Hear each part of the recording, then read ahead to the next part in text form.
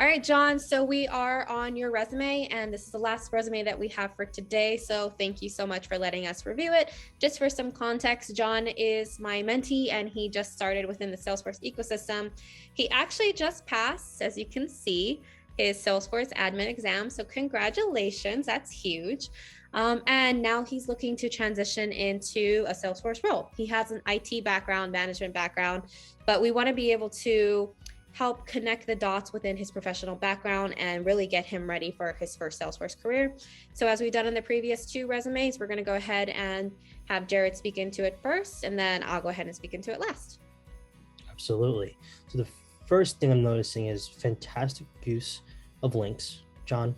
I'm very happy to see that, if I wanted to reach out to you, I can get you on 3 different places right here and right now from this resume if I was controlling or driving the bus.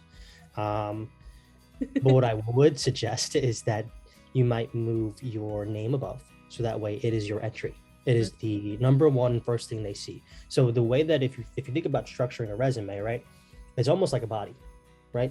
You have your head, and then you have everything that falls below, which is the body, and then under that is your education in most cases, which is your foundation. And that's where the foundation really is, and it's going to transition into your experience, which is obviously why people go to school, so they can learn the skills they need to learn so they can get to where they are. I love how you put your certifications first, especially because you're going for a Salesforce role that screams I'm qualified, it screams hire me, and then you get into your professional objective, which is a nice intro and entry statement. What I see in most cases is something that I actually have never think I've ever really seen a professional objective in a technology first resume, but I don't hate it. I think it looks really nice. And I think that does kind of transition nice into, exactly what you're looking for, so that people kind of match up my position with what you're looking for in the future. That goes into your professional experience. We get into, you have it nice and chronologically ordered the way it's supposed to be, which is the opposite of how time actually runs. You put your most recent experience first, and then you kind of start to develop deeper. What I'm noticing though, if you keep scrolling throughout the resume, there are areas where they're not necessarily, you have a lot of kind of blots, right? So you have IT experience here, management experience here, more IT experience, more management, more IT management. Or is the Rite Aid management as well? Which one? The Rite Aid? Okay, no, it's actually management. It's supervisor. Okay, so I think that it wouldn't be awful to keep one of these sections. Okay, so what I'm realizing though here is that in your Walgreens section, you have no experience in it, so that's okay. So you know what? I was gonna say I would prefer it if you would have removed some of the positions that aren't IT related, but since you actually don't expand too much in those areas, and you kind of recognize that they're not IT specific, and they're more placeholders or just to showcase that you were doing something from X period of time to Y period of time, I don't necessarily dislike it, but what it might do is save you on space in the future. So can you scroll to the next page? How much more space does he have? So that's the very bottom of his resume. Yeah, and I want to intervene just because I see something that stands out right away. So, John, it looks like you graduated in 2011, and guys, this is live, so Jared and I are doing this on the spot. But it looks like you graduated in 2011, and I'm noticing right here that you have a position was from 2002 to 2007, 2017, 2010. So I'm assuming this is something that you might have done in your undergraduate.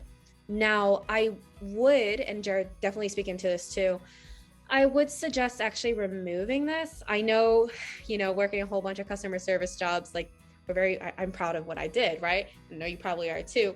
But when we graduate, I would suggest you guiding yourself in the positions that you had after graduation.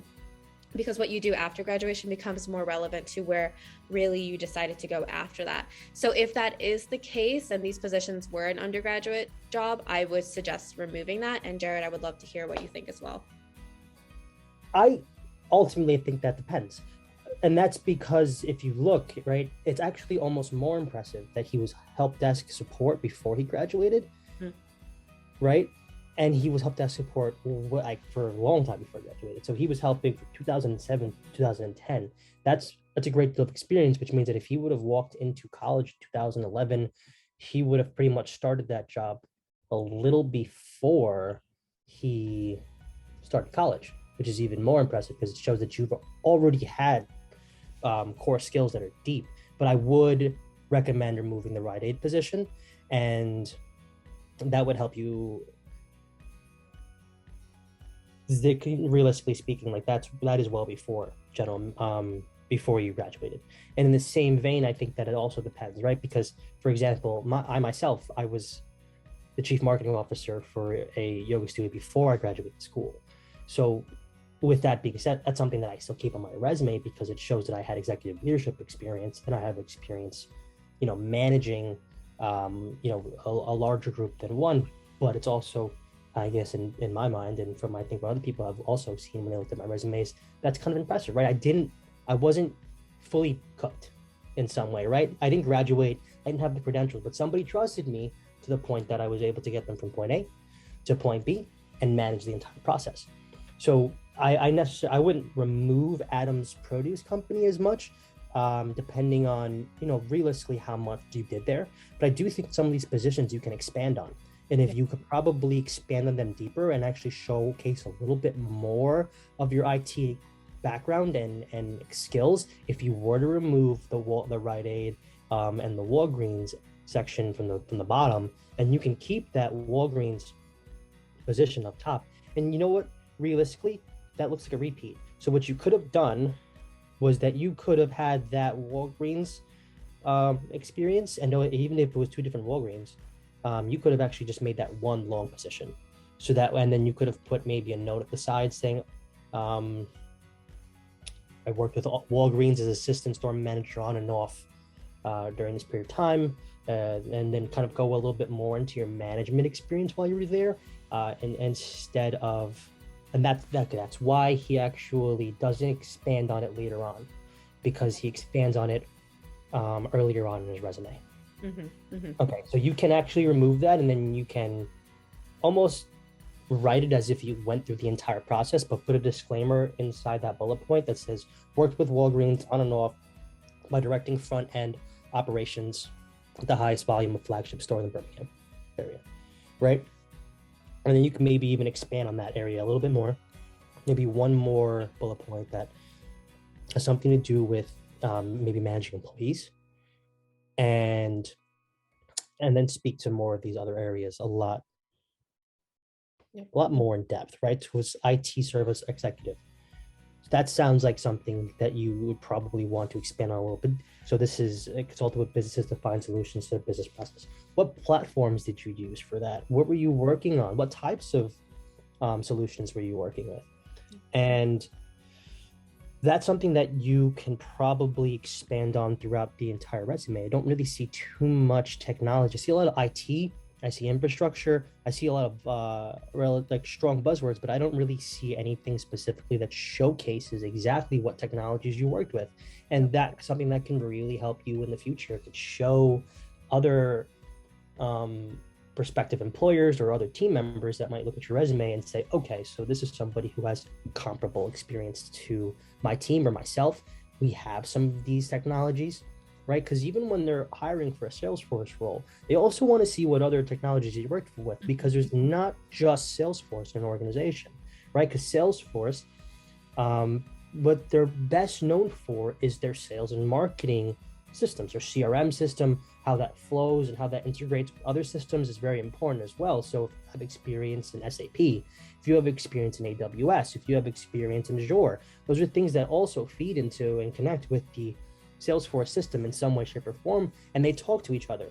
How can I transition my experience in this area and then bring that to my new Salesforce role, right? What can we do? Because realistically, the foundation of um, the IT system is still going to kind of transition over, regardless of if it's changed between position to position or company to company, right? The foundation of what Azure is the same as what in company A as it would be in company B, because it's still Azure, right? Whether that's proprietary additions or whether there's a lot of in-depth customization to it, it's still Azure.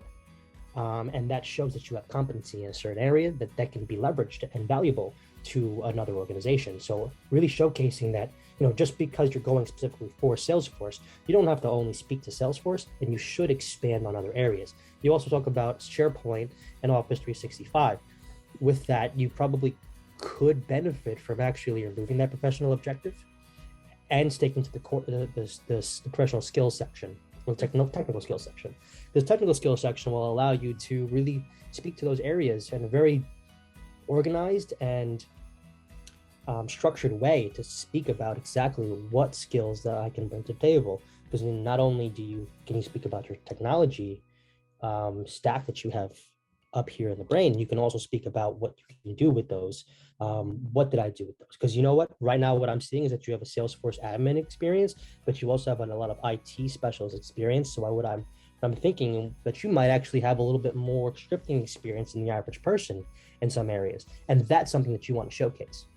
And that's, when we go back to the last resume, you can have a resume specifically for admin experience and specifically for developer experience, and then break those up and have one master resume that you send to more technical functional roles, and have those kind of sent out to the ones that are most important to you, most targeted directly. And it showcases more when you speak to them later on by saying, hey, I know that this is an admin role and this is my admin resume, but I also wanted you to see my developer experience. Here's my developer resume too. And that kind of helps expand it, grow. Absolutely. Thank you. That was really great. And I want to hop right into something that you pointed out was his Office 365 and SharePoint platform experience. John, here you have a lot of Salesforce terms that have not been elaborated on that you definitely could. There's a few things I want to talk into, but I want to talk into this. So really what Jared was saying is that Salesforce is not just Salesforce, it's sales, it's marketing, it's just so many different areas. And if you have more skills and to be able to stand out rather than just having your Salesforce certified administrator exam, you can also talk into the third parties that you're able to do as well. So definitely make sure when you're elaborating on this, you're telling me more than administrator on 365. What did you do exactly? You also train new employees on relevant technical needs. What kind of technical needs? I want to know about that. You were a system administrator. So you were a system admin. You supported organizations, network and server infrastructure. What else did you do? I want to see a little bit more elaboration here, because I feel like there's a lot that is just scratching the surface. And then moving down to IT specialists. Great. This is great right here. Look, you have accounts and permissions. So you already are doing Salesforce related terms. Now in Salesforce, we put together a lot of permission sets, a lot of security. So it already shows me that you're working with the security within an org. So go ahead and elaborate on this right here if you can. IT security training. What type of training did you do? Because that can also go into a management role, but also in a consulting role. And that's something, if you are interested in an admin career, you're going to be doing a lot of training. So I want to hear a little bit more about what you're doing for training. And because you do, just scrolling down to your education, you do have a bachelor's of science, and then you also have an MBA too. So I can see right here, you're super technical, you're an IT specialist, very IT realm. I would love to know if you have any other additional technical skills. Are you a programmer? Are you doing any technical skills that I could put into Salesforce? So if you do have that, I do actually suggest having a certifications section. Did you get certified in Udemy? Did you do something? And as you go developing your resume, add any certifications that you do get here. You do mention management and reporting. Again, that is a Salesforce term. So wherever you do mention that, go ahead and elaborate. And now just talking specifically in the Salesforce, I like that you have your certification right here, but you have all, I'm pointing to the screen like you guys can see it, but you do have your dates right here and you have your dates right here. move that to the right. Because every certification that you have, I'm kind of focused right now on the date rather than the Salesforce certified. So just go ahead and switch that over to the right. And then because we are moving some of these professional experiences down here, you can still have a one-page resume if you just move the education up. But I would say, John, you're moving into Salesforce, so you want to have these positions right here, the Lakeshore Foundation, IT coordinator and IT specialist, more Salesforce related. But also at the same time, I want to see projects that you've done. I know you and I have talked offline, and this can definitely be for other people as well. If you have a hobby, if you have a side business, if you have a YouTube channel, it's all data, right? So put that into your own dev org, completely free. Talk about a project that you've done with an employer. Put that on there. Project section. That can be in a portfolio as well. So John, as you keep adding on those special projects and ideas that you have, make sure you create a section here. Overall, I think this is great. You have a lot of experience. Definitely make sure you're speaking into it. But last thing I want to talk about is your Trailblazer account and your LinkedIn account. You don't have to actually put the link in there. You can type LinkedIn and then attach it as a URL. So I'm not seeing an entire link right here. It does distract me from looking at who you are, and it makes it a little hard to pinpoint your email and also find your phone number. So exactly what Jared was saying, make sure your name is first. Underneath, make sure your Trailblazer, LinkedIn, phone number, and email is at grabs for me to be able to look at. Overall, really good job. And we hope that you do benefit from this. And we are looking forward to seeing your updated resume. Absolutely. You know what's something I didn't really think about until right now? Megan, how do you feel about link trees in a resume? I've never seen one. Right? But how would you feel about that? I mean, it would conserve on space, right? This is just a question that's kind of subjective depending on how you want to structure a resume yourself, right? But, what if he was to put all of those links into a link tree or even a QR code? QR technology is going really deep. Yes. That's a little bit of a design choice. I mean, it's not as simple as clicking and, making it somewhere. But at the same time, if you had a QR code on a printed, tangible resume that had everything that you needed to get, you wouldn't actually need the website, or I'm sorry, the digital copy of it. You can actually go to these hiring events in person and hand them out. And there's a QR code for someone to scan and get right to what you're looking for, because they can't reach a link tree from paper, right? Yeah. That's a great idea. I think also more business cards are starting to have the QR code. It's so much fun. It's like, hold on. Wait one second. You have one? Wait. I'm all excited now. From all the way over here. Ta-da! Oh, so here we have our standard Gaggle social business card.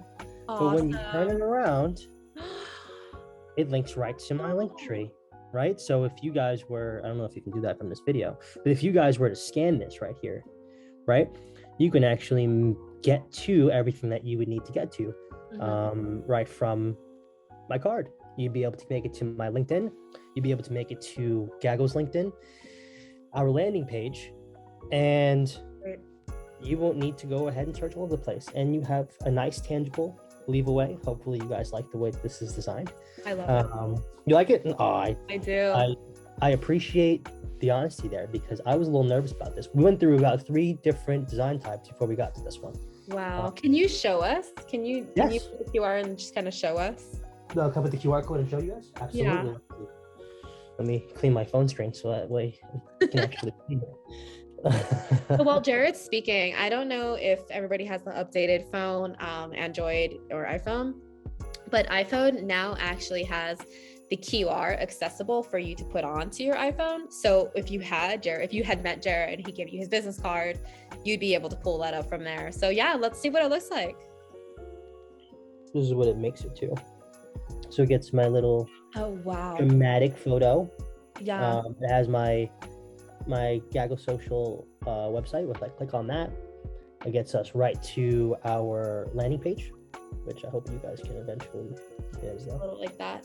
Yes, and then if we let you scroll and all that stuff. Mhm. By the way, you guys can sign up for Gaggle directly through the website, and then when you click onto the LinkedIn section,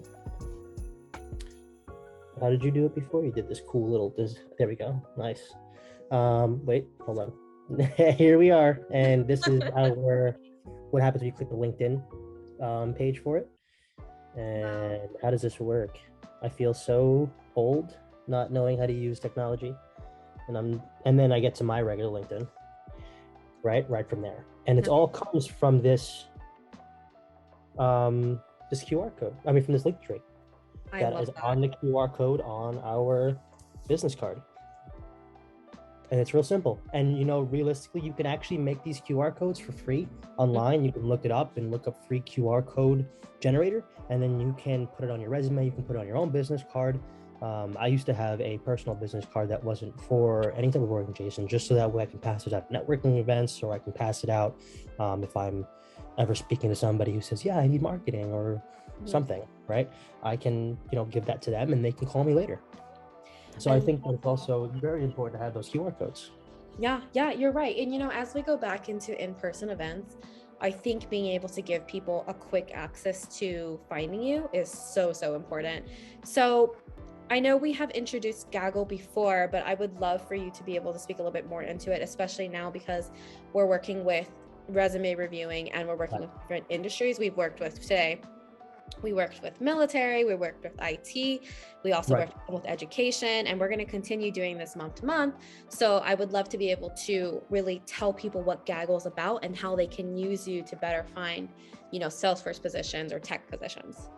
Absolutely. So like Megan had introduced us in the past, Gaggle Social's main goal is to streamline enterprise application hiring, education, networking, and business development for all three segments of the market. And that's something that hasn't really been expanded upon in a lot of the other platforms that also kind of surface it in a way, like LinkedIn or like Indeed, that are helping people find positions to help people connect. However, there hasn't historically been a platform that allows people to also offer their services directly while networking and while growing and expanding their horizons in a lot of different ways. So we're not just servicing Salesforce, right? So we're also working with and building the platform out so that way it can also adhere to NetSuite, SAP, AWS, Azure, Shopify, and the list goes on and on and on, right?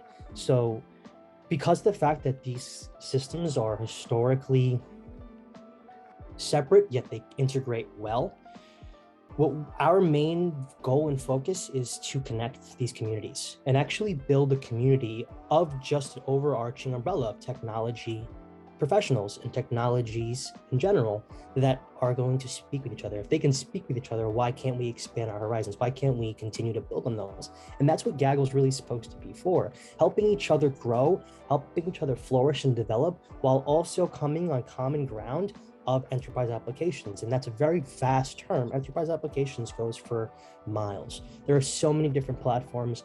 And the thing about it is that they all come and meet in one common goal. And that is the ability to have accessibility and simplicity, right? So by bringing simplicity into one place, we're actually going to allow professionals to really develop and to really bring more value to themselves while bringing more value to others. As the QR codes are becoming more prevalent and it's important to give everybody an equal chance when it comes to hiring and then also looking for a job. So everybody, as usual, Jared's LinkedIn will be below, Gaggle will be below, and if you want to check out the landing page and just what he has so far and all the brochures, that will also be below as well.